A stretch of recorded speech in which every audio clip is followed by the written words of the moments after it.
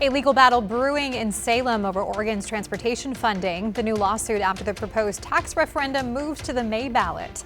And one man in custody after an overnight shooting in southeast Portland. What we are learning about this today.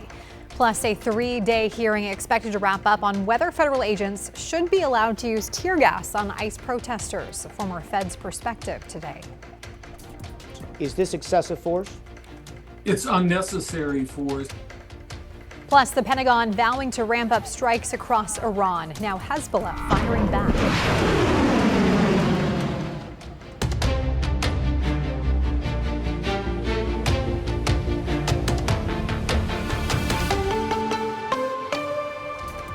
Happening right now, a Vancouver man accused of killing a teenager while driving the wrong way in Clark County changed his plea to guilty in court this morning. Thanks for joining us here at noon. I'm Stephanie Domerat. In a plea agreement, 24-year-old Eric Moya will spend the next 10 years in prison. Let's get right out to the KGW's Thomas Schultz, who was in the courtroom today for that plea change. Thomas? Hey, good morning, Stephanie. And yeah, look, there was dozens of family and friends inside that Clark County courtroom today remembering Michael or Miko O'Brien, the 18-year-old killed in this crash. Many were emotional, even the judge, and there were a whole lot of tears in the courtroom as well. Outside of that courtroom, many people in attendance were wearing shirts with Miko's face on it and spent time hugging and consoling each other as they remembered their loved one after Eric Moya pled guilty of driving the wrong way on SR 14 in Camas last May before hitting and killing the 18-year-old O'Brien. 2 other teenagers in O'Brien's car were taken to the hospital with life-altering injuries. O'Brien was a senior at Roosevelt High School set to graduate soon. Prosecutors say last year Moya drove the wrong way on SR 14 for 10 miles before hitting O'Brien's car. Moya was driving drunk. His blood alcohol level was nearly 3 times the legal limit. While Moya didn't speak today, he did share a statement his attorney read that he was sorry for the pain he's caused. That's pain many in court are still grappling with. He just loved life, you know. Like he loved life. Straight A student, had a job at the Motor Center. We see all these kids here, so touched a lot of people. Yeah, a lot of people in that courtroom there to support O'Brien's family as well as those of the other victims. As for Moya, he'll spend just over the next 10 years in prison, then followed by probation. Stephanie. All right, Thomas, thank you for that report.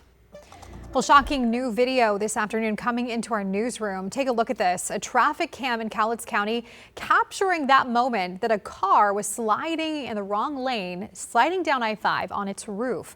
This happened yesterday before 11 a.m. According to WSP, a 20-year-old driver was running from police before hitting the barrier and flipping into oncoming traffic. Centralia police say the driver was driving over 100 miles per hour. 4 people were taken to a hospital, including a 14-month-old who was in the car but not buckled in a car seat. Also happening now in a Manhattan courtroom, Blazers head coach Chauncey Billups is sitting in a status hearing after being arrested on charges connected to rigged poker games. New court documents show federal prosecutors plan to offer plea deals to 12 of the 31 defendants. It's unclear if they'll offer Billups a deal. Back in October, the FBI alleged Billups took part in a rigged poker game run by New York mafia families. It alleges players reportedly used X-ray equipment and card shuffling machines to cheat. Prosecutors also allege a person matching Billups' description told a sports bettor about a plan for the Blazers to tank and intentionally lose games in 2023 for a better draft pick. In November, Billups pleaded not guilty to charges of money laundering and wire fraud. He has been on unpaid administrative leave since his arrest. We have breaking news out of Salem this afternoon. The Senate has approved a bill to fund improvements for the Moda Center. Senate Bill 1501 would direct tax revenue generated by events at the Moda Center to pay for an expected $600 million renovation project. The bill would also establish joint city and state ownership of the Moda Center, allowing it to issue $360 million in bonds for renovations. The bill has received bipartisan support since its introduction last month, largely due to fears that the Blazers could move to another city if there was not a plan in place to update the Moda Center. The bill now heads to the House. And taking a live look at the state capitol today, where a legal fight is underway over Oregon's transportation funding. Republican lawmakers have filed a lawsuit after a proposed tax referendum was moved from the November ballot to May. Sunrise reporter Corey Johnson joins us now with the latest on this. The dispute centers on Senate Bill 1599 and whether voters should weigh in this May or November on the transportation package. Republican leaders say the change sidelines voter intent, but Democrats argue it brings clarity sooner. Now, the bill was signed into law by Governor Kotek shortly after clearing the House. Democratic lawmakers say shifting the referendum to the May primary gives Oregonians a clearer picture of the state's transportation budget, and it also allows voters to decide sooner rather than later. But Republicans who filed the lawsuit in Marion County argue more than 250,000 Oregonians signed a petition expecting the issue to appear on the November ballot. They claim moving it changes the rules after the referendum had already qualified. Supporters of the law say the goal is certainty.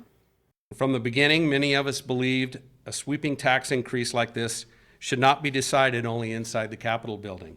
It should be decided by the people of Oregon. If they approve of the transportation package, the sooner we can get people to work fixing our roads and bridges and potholes.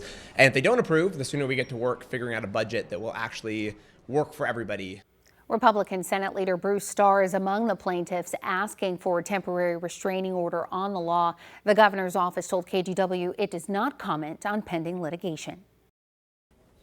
Corey, thank you. All right, taking a break from the headlines, we're tracking showers and mountain snow this afternoon. Chris McGinnis joining us, tracking it all. Hi. And possibly even some thunder. Yeah, not out of the realm of possibility here at the coast and maybe even in the Willamette Valley, and I'll show you that in a second. The steady-ish rain that we had this morning has tapered off in favor of more occasional showers, and what that means is you get a break, and then about an hour later you get a hard shower, and then you get a break, and then about an hour later you get a hard shower. Right now we're seeing some pretty hard or heavier showers working their way through western Washington County. So this is out towards Banks, south of Banks and Forest Grove, that yellow and orange indicative of some pretty decent rainfall rates. These are quick hitters. They hit you for about 20 minutes and then they move on. And we're seeing that up across Ocean County and northern Clatsop County as well in northwest Oregon. And last but not least, down in the central Willamette Valley around our state capital, we just had a pretty good cell passed right over Salem. It's now headed eastward quickly towards Silverton and Scotts Mills. Vancouver sky camera, that's, I don't know, pretty or ominous. I don't know what you want to call it, but it is interesting out there. We're 52 degrees with a light southwest breeze. Snow levels lowering in the Cascades now. We have gone from rain to snow at Government Camp. This camera just shy of 4,000 feet and over downtown Portland. 51 degrees right now. We will keep it steady in the low 50s with showers and sun breaks the rest of this afternoon. Eventually, those showers taper off a bit overnight. We'll walk you through that part of our forecast. Talk more about the Cascade snow as well coming up in just a few minutes. Okay, sounds good, Chris. Thank you. A suspect is behind bars after allegedly shooting a man in southeast Portland. Police say this happened around 9 o'clock last night along Southeast 96th Avenue next to the I-205 near Cherry Blossom Park. Shortly after, officers say a man walked into Portland Adventist Hospital with a gunshot wound. He is expected to be okay. Later on, police say they arrested 31-year-old McCann Roseman on attempted murder charges.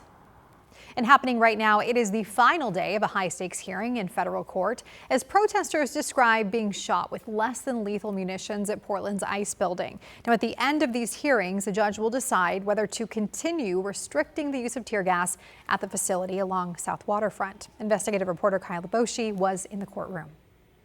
Lawyers representing protesters zeroed in on several examples they say show excessive force and violations of protected speech outside Portland's ICE building. Among the exhibits, this clip from January 19th. It shows federal officers using pepper spray and other less lethal munitions on peaceful protesters. I do not see anyone doing anything threatening in this video, a Federal Protective Service officer said in a deposition. Judge Michael Simon has already temporarily limited the use of chemical munitions by federal officers at the ICE facility.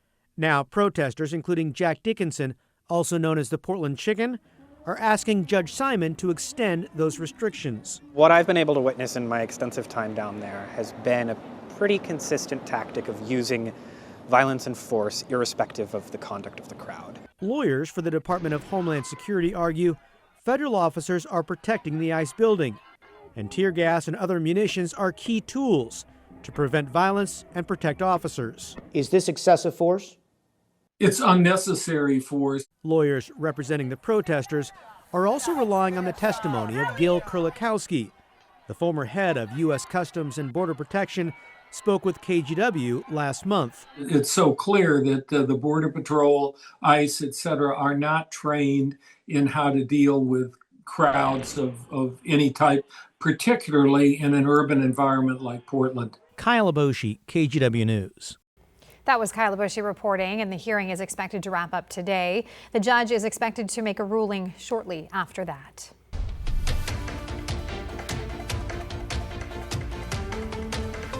The U.S. Department of War has released the identities of 4 Army Reserve soldiers who were killed in the U.S. strikes on Iran.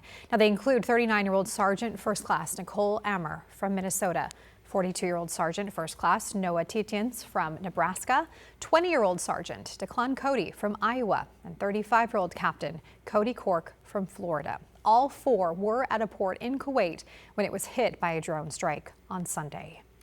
And the news comes as U.S. and Israeli airstrikes continue across Iran, targeting the capital of Tehran and other major cities. But Iran is firing back, striking targets in Israel and across the region.